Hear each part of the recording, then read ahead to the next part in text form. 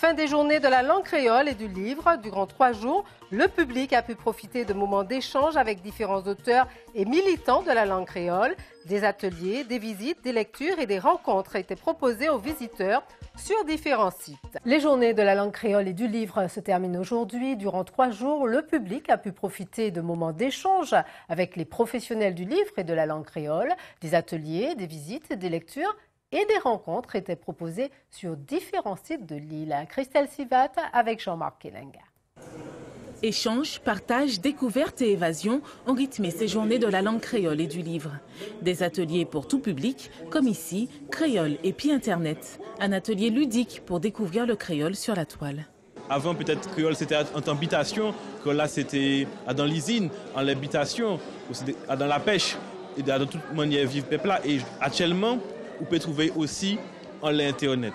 À présent, on peut trouver dans la technologie, on peut servir en les smartphones, on peut servir en les tablettes, on peut servir en les tout qualité réseaux sociaux qui n'est. Ce salon est pour les professionnels du livre l'occasion d'échanger avec les lecteurs, mais pas seulement.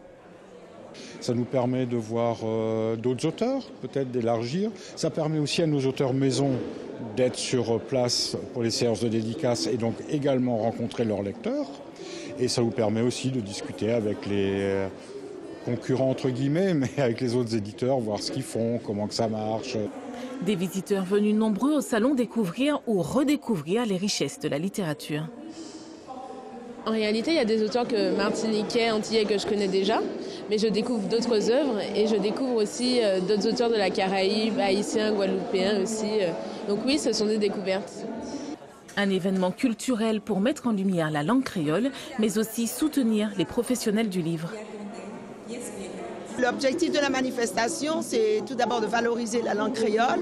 Et la deuxième chose, c'est de aussi dynamiser une filière du livre qui est, on le sait, dans un contexte tendu, avec une pression financière sur les professionnels, avec des problèmes aussi d'organisation structurants. Durant ce salon, le public a pu admirer le travail de l'illustrateur-dessinateur André-Auguste Charlery, une exposition toute en crayon noir de portraits d'auteurs martiniquais.